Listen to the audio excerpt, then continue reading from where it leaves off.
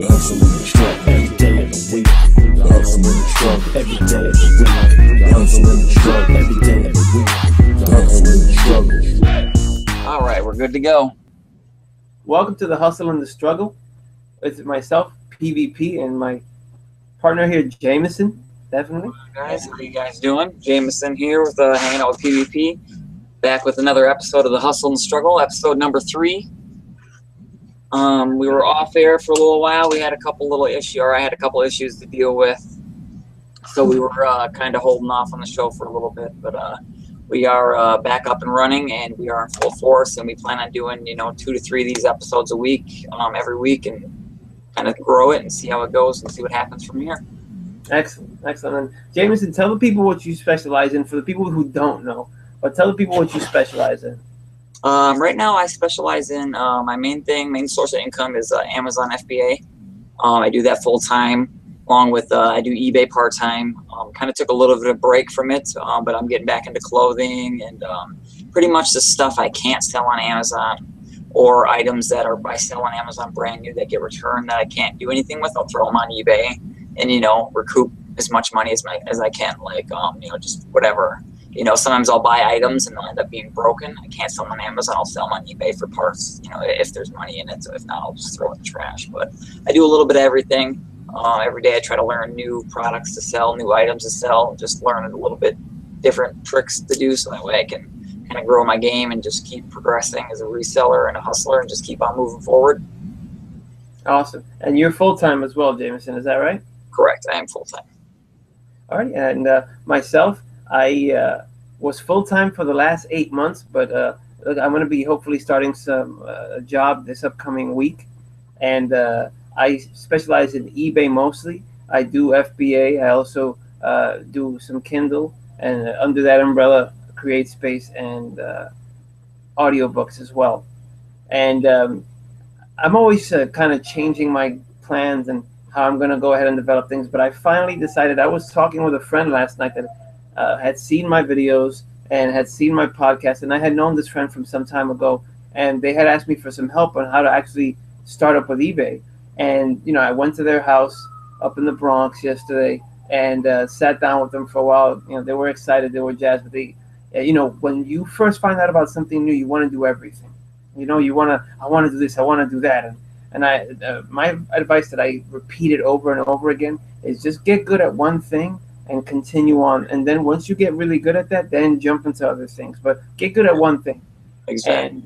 And I left that place yesterday, and I started reflecting on the conversation and hanging out with my friend, and I was thinking, why am I not doing that? Because I'm the one that I'm preaching this, and I'm not doing it myself.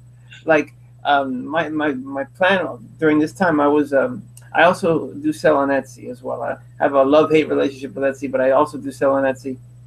But within the last 24 hours, I'm 100% decided, and it just feels like a weight off my shoulders. I'm just going to work on eBay until I reach a certain number of items, and then I'm going to work on Etsy until I reach a certain number of items, and then I'll work on FBA and Kindle. So this is like a 2-year plan, but I'm just finding that if I just focus on one thing at a time and get even better at it, it's just going to benefit me in the long run. Like, the question is, like, why the rush to do everything all at once? Just focus on one thing at a time. Stay in that lane, get good at it, and go to the next. Exactly. Gotta perfect your craft, man. That's for sure. Yeah, because I'm always talking about this, and this, but let me do what I'm talking about, basically. You know what I'm saying? Exactly. Now, Jameson, like you said in the beginning, we were on a hiatus for a period of time, and you also had a move within that time. But I wanted to ask you if you would go into detail as to why the show was in hiatus for that time, and why did you move as well? For those of you that don't know, I was living in Nashville, Tennessee for roughly the past year and a half. Had a situation with the roommates. Just didn't work out, basically. So I pretty much packed everything like in a matter of a couple of weeks and moved everything back to Minnesota. I rented a big van, brought everything back to Minnesota. I had so much stuff, so much inventory. I had to drive all the way back to Nashville again, pick up the rest of it, and then drive back here again. So it took me like 2 weeks to do that, to move everything. Not to mention, I was sourcing on all these trips back and forth, my 4 round trips, or my 4 trips back and forth. I was sourcing along the way and trying to keep up doing the Amazon FBA on top of moving, and so it was all that at once. So once I got back here, I had all this inventory I had to get out. On top of that, I had to unpack tons of boxes, which I just didn't have time to. I just had all that going on. I had so many other, a couple other issues I had to deal with that I was trying to fix and get that in order. I didn't have anywhere to do eBay when I got back here. I really didn't have much space to do Amazon. So I was, in a confined space trying to get all this stuff done. It was a hassle. I really didn't have a set place to live either at the same time. So I was in the process of trying to find a place to live. It was just tons of everything all at once, and I was trying to, juggle so much. It got a little overwhelming to handle, but I'm in a temporary place now to do FBA. It's a big, it's a good size area and whatnot, so I'm going to do that here until I find my own place. So I'm working on that, trying to find a 2-bedroom apartment, find a house, something like that, somewhere big enough where I can do FBA, have an office, and all that good stuff. So. Awesome. And that's pretty much what I've been up to for the past month and a half, pretty much just going at that. I took a couple of sourcing trips.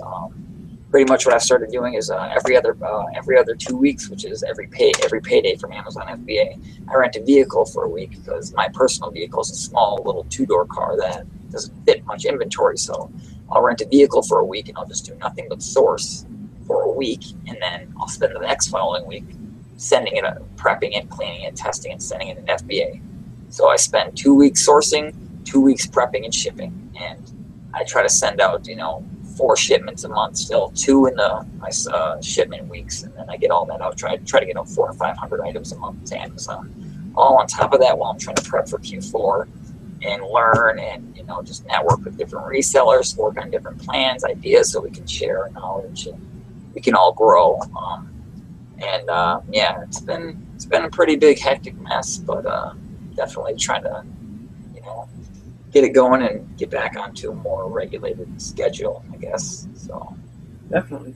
Now, when you were saying that you source a week and then you ship, like you prep and ship 1 week, that's kind of like 1 week on or 1 week off, 1 week on or 1 week off. Is that right? Basically, yeah.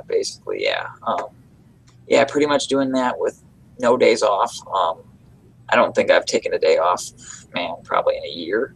I mean, even on my days off, I'm still doing something reseller related, so I'm always doing something reseller related, even on my days off. So it's pretty crazy. It's been getting talking about it brings up a very good point because, what was I hearing recently? I was hearing something recently.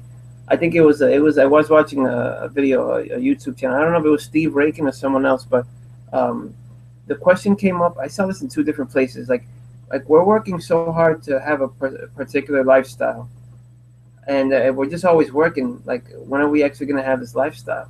So I definitely think it's important to have days off. I'm in the same boat as you, where I work every day, but and during the day, just to find time, especially during the summer, just to go outside and just do something else, just to kind of get your mind off of the work, But no, we have to just keep that in mind that we're doing this.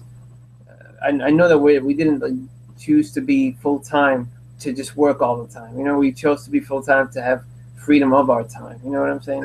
But if we're working all the time, then we don't have that freedom, right? Sure, that's true. Yeah, it's something we got to keep in mind and stuff. Definitely. So, Jameson, you said you were prepping for Q4, and what are, if you can share, what are some things that you're seeing that are going to be hot for Q4?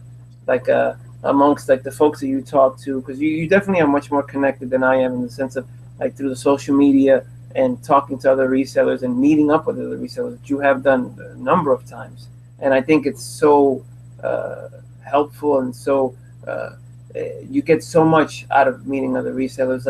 What are some items that you would say that are looking like these are going to be the crazy thing, or maybe it's too early to tell? There are quite a few things. Let me see if I have anything. I'm just gonna glance on my side here to see if I have anything to show you guys. If you want to get something and bring it to the camera, that's cool too. Yeah, I got a couple things I can show you guys real quick.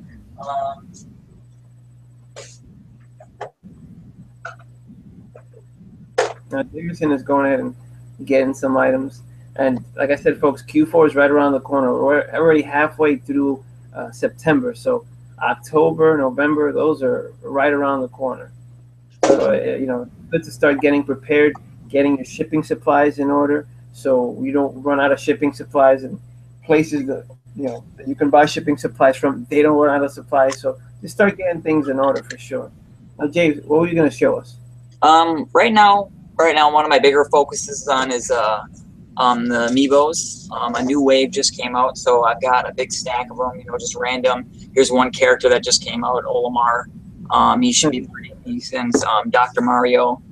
He's a Target exclusive. He's pretty easy to find in some areas. Like some areas you'll go to a Target and you'll see 30 of them on the rack. I've been to Targets where I've seen 0 on the rack.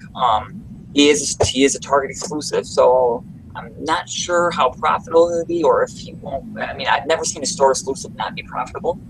I know that they did create a lot more of these this time around than they have before in the previous waves. But I mean, you know, Rosalina I got. Let me ask you, like, for the folks who don't know, what are the Amiibos exactly? They are made by Nintendo. I myself, I don't use them. I just buy them. I know that they're similar to like a Skylander. You use them to play your games with the Wii U and the 3DS and stuff like that. There are some characters that are very, very sought after. Some of the characters at one point were selling for upwards of $100 a piece. These things are $12.99 a piece, and some of them were selling upwards of $100. I've sold some for $75. Gold Mario, which is impossible to find, is a Walmart exclusive, but if they ever come out with any more, those are a profitable one. But yeah, just look online, type in, you know, Wave 5 Amiibo on Google, and it'll give you a list of all the ones. It'll show how hard they are to find, and just start grabbing those. And, you know, either you can flip them right now for a quick profit, or you can hold on to them for Q4, and they might go up. But I mean, they're not guaranteed to go up. I'm just doing what I think, you know, might work out. Like right now, I've got about 35 Amiibos on hand, with probably another 30, 40 in the mail on the way right now. And I basically bought as many as I could of each one, because I'm not too sure yet which ones are going to be great and which ones are going to be, you know, average. So there's been times where, like, oh, I see this Amiibo, I think he's going to be common, I'm not going to buy him, you know, and he ends up being really rare, and he ends up, you know, being worth a lot of money. Or, you know, there's been times where, oh, I think this one's going to be rare, and I buy a bunch, and he ends up being common. So I'm just buying them all, and then, you know, I might lose money on some of them, I might break even, but I will make money on some of them for sure. So I just buy up when I can, but, you know, just do a little bit of research, and you can kind of figure out, kind of, you know, weigh which ones you think will be good and which ones won't be.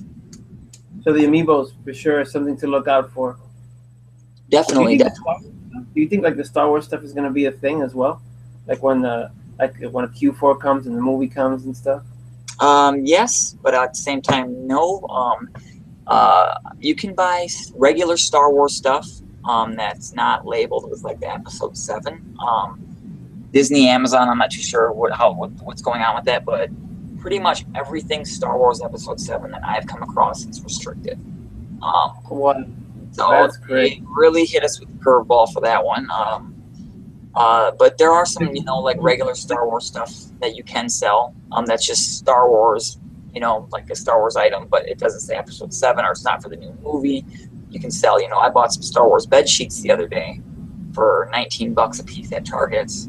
Well, Target had that $25 off $100 deal. So I was spending $100, saving $25. So I was spending $75 basically on $100 worth of stuff. And then I got just random Star Wars bed sheets that aren't related to the Star Wars episode movie, but they'll still be popular. And as of right now, they're a little bit of profit, you know, buy for 19, sell for 30. Like, I mean, it's not much now, but I think that they'll go up closer to Q4, you know, maybe 40, $50. So I bought a few of those, bought some sleeping bags. I basically have been buying up stuff I think is popular that I can sell. But the majority of the Star Wars stuff that you will scan is probably going to be restricted. It is literally you maybe pick something. you can maybe pick up something rare from the Star Wars stuff and possibly sell it on eBay and get something.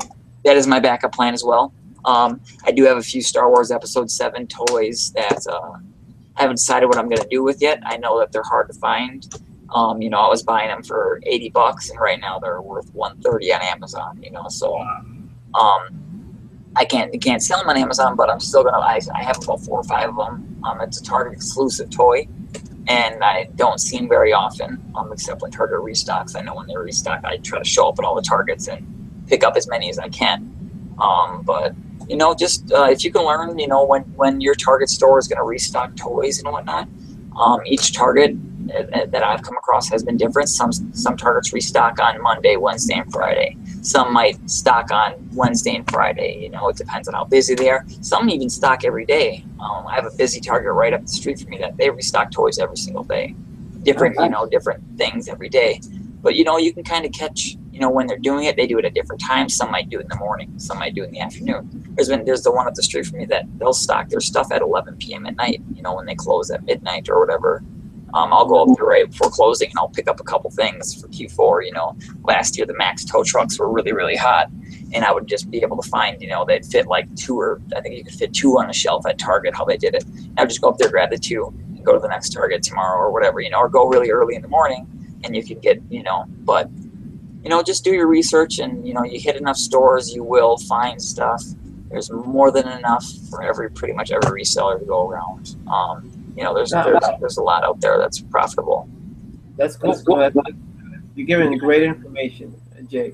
And I wanted to ask you a couple more things in regards to sourcing at Target. I know that you use Target often. The 2 things I wanted to ask you about: when you go to Target, you know, you're scanning these things with your. I don't know if you use the Amazon seller app or if you're using Profit Bandit, either one of those apps on your phone. But you're scanning these items, and you know, like if it has a low sales rank, and even if there's a ton of sellers on it, but if it has a low sales rank, you're confident, and you've proven time and time again that those items are going to sell. And also, if it has a low sales rank, or even if there's not much competition, and the rank is like, let's say maybe below 150,000, are those kind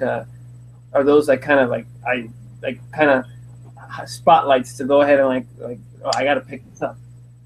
Yeah, I do love that. I've for myself personally, I've been going off the reviews too. Lately, I'm sure some sellers think that's dumb. You know, some think it's a good idea. You know, like if I find a toy that's got a, you know, say an average sales rank, and it's got 50 reviews, but they're, you know, an average of a 2-star review. For myself, I might not mess with that, you know, depending on if it's a, you know, if it's a 50% margin. I didn't even think of that. That's a great tip. Yeah. You know, but I mean, some people don't, you know, there's been times I've sold an item that had a 1-star review because I paid like $5 and I sold it for 75. You know, I took that chance. I thought there was a chance, you know, it was a good chance for me to risk selling, and I thought that was a good chance to do that. But, you know, if I pay $5 and I'm going to sell it for 15 and it's got crappy reviews, I might not get it, you know, because I think, you know, I just want to avoid a return. I don't feel like going through the reimbursement process in Amazon. You know, I just want to be smart for myself. You know, some people might think that's dumb, but, you know, that's what works for me, and I feel comfortable doing that. Sometimes I ignore reviews. Sometimes, you know, I take them, you know, just take it lightly and just kind of, you know, go off of each item. You know, there's enough items out there where I don't have to, you know, grab everything, you know, like coming. I'm asking, oh, I'm sorry.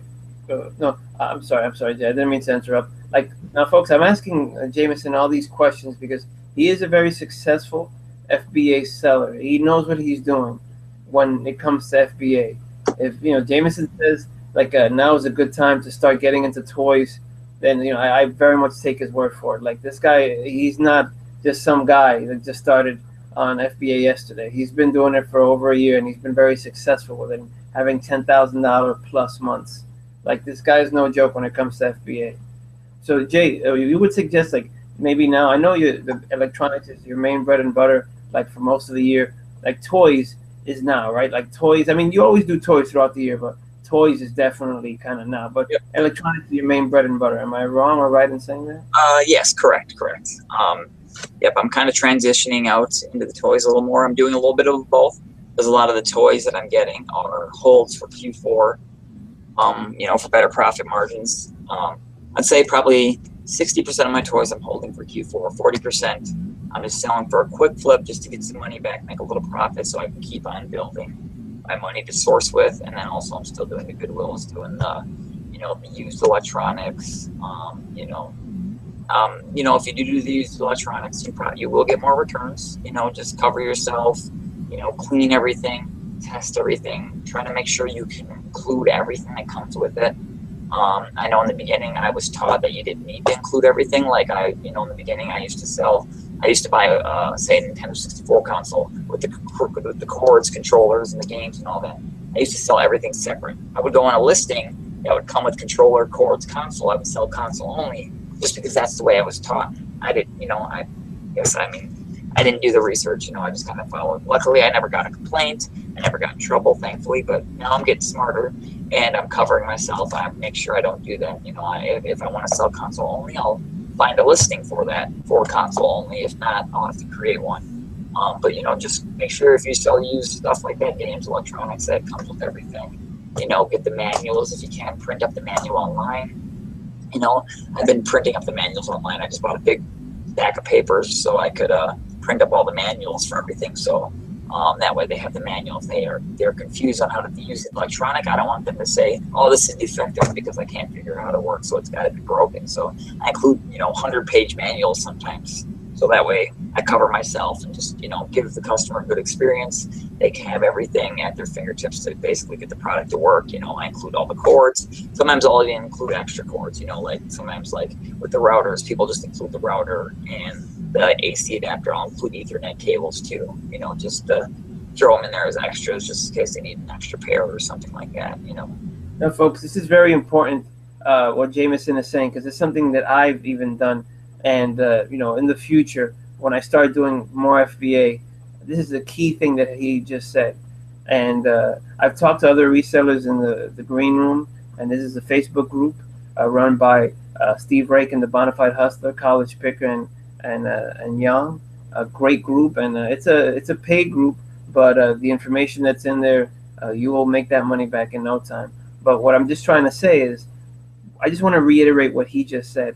Electronics, it's good to test them. It's good to include the extra cords. If there's any manuals, if you need to print them up, or if you could even find them on eBay, buy them, include them in your electronics, because you're going to give the customer a better experience and less reasons to go ahead and return the item. But test it, include cords, any extra cords, and include the manual. Even if you have to print it up yourself or you want to buy it on eBay just separately. Because eBay is a big garage sale, you can just find any of that stuff on there. But it's very important what he just said. Very, very important. Like I said, electronics, like Jay also said, that you're gonna get more returns with electronics. But like I said, if you include all these other little pieces, then you're gonna have even less reasons to have returns. That's very key. What he just said regarding electronics, but electronics can bring you a lot of money for sure. One of the things that I wanted to ask you about, Jay, before because I know you do a lot of sourcing at Target, and you had one time told me about this app, the Cartwheel app, and I just wanted you to go into that just to help folks if they want to go ahead and go into Target to go sourcing, doing retail arbitrage for Q4, and how this Cartwheel app on their phone, this Target specific Cartwheel app, can help them out. Yeah, definitely. Target Cartwheel app is definitely a must if you source at Target. You don't use it all the time, but a couple times a month, I will find a better discount in there. Like yesterday, a friend of mine, he told me about this Bolo at Target. They got a sale going on right now for some of their toys, and there's a good toy that is actually profitable and will be very hard to find come Q4. And so I went to Target and I found 6 of them, and I was in the checkout, about to check out, and I was like, oh, you know what, I'm going to check Cartwheel, see if there's, any deals. And I'm scrolling through, and I find 10% off of the toy that I have. So it's not only is it, got a great deal with the sale, there was an extra 10% off in the Cartwheel app that he didn't know about, that I messaged him, like, hey, yo, you missed the 10% off, whatever, but yeah, it gave an extra 10% off. I spent like $200, so I saved an extra, a few extra bucks. That adds up. That paid for the tax right there. you know, plus a couple extra bucks I saved on top of that. So, you know, always check. There's Cartwheel's got like hundreds of deals. It looks like every single week. You know, toys, food, household, bedding, stuff like that. Also, throughout the store, you can see a Target will have the text Target to da da da da da. You know, last week it was, you know, you text Target on your phone, text Force 25, you get a coupon for the Star Wars thing, so you get 10 bucks off of 50 or 25 off 100. You know, that was an extra little deal they had going on top. That coupon is sent to your phone. Yep, it texts you right to your phone. You can do it for groceries and stuff. I buy groceries there sometimes. Last week they had $5 off a $20 purchase of meat. I mean, I bought, you know, my groceries and stuff there sometimes. But yeah, you know, any way you can save a couple extra bucks, that's more money source. You know. That's great advice, folks. Remember that Cartwheel app. If you do a lot of shopping at Target, do get that Cartwheel app, because it will definitely go ahead and save you money, especially if you're sourcing during retail arbitrage, which there's a lot of great opportunity to do so, as Jameson has talked about, and I've experienced myself as well, for sure. And that's good stuff. That's good information there. Now, Jay, we're going to just go ahead and wrap this up, this particular episode. And you've given us a lot of great information in terms of sourcing at Target and preparing for Q4. And I think we've given them good information in the sense of kind of like what to look for and little tips and things that you've used before that you've been successful in using FBA, for sure. So if you folks have any questions, or if there's anything that you had, or you had any questions, or there's anything that you wanted to comment on regarding what we just talked about, you can leave comments below and subscribe, like, dislike, whatever you want to do.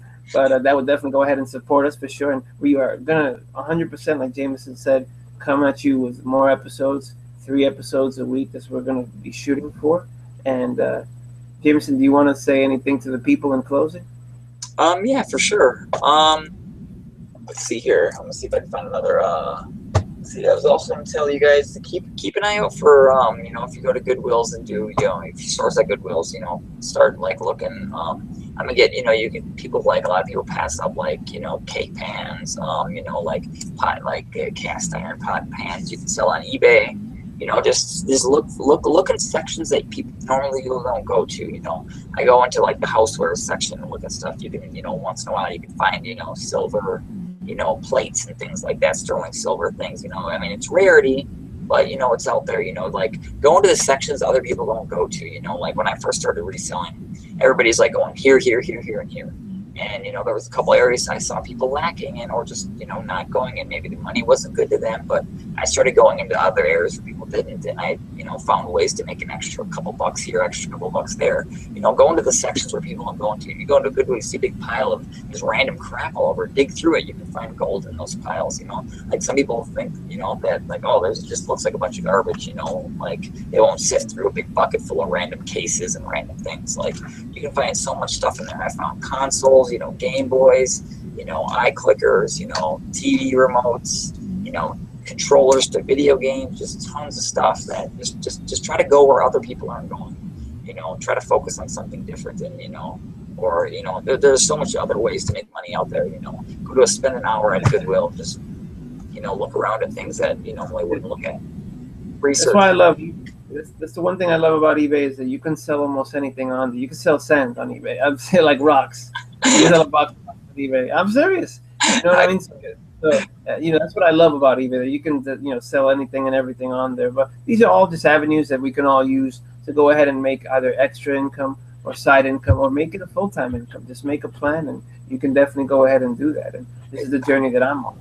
Now, Jameson, is there a place where people can reach you if they wanted to reach out to you, or just maybe message you through YouTube, or is there a way that people can contact you?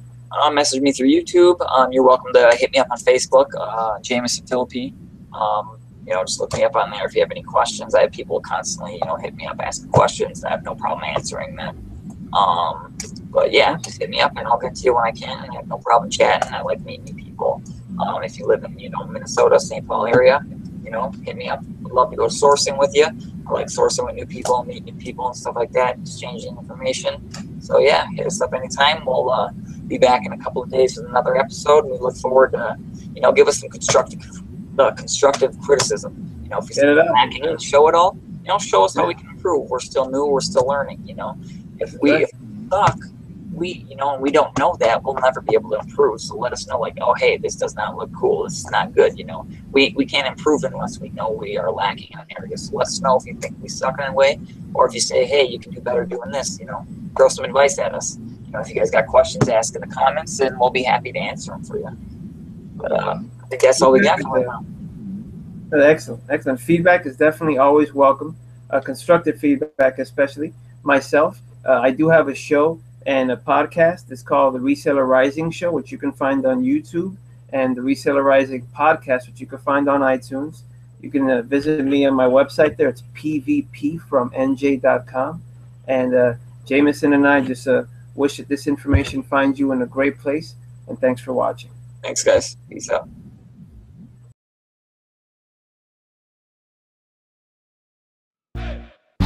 The hustle and the struggle. Every day of the week. The hustle and the struggle. Every day of the week. The hustle and the struggle. Every day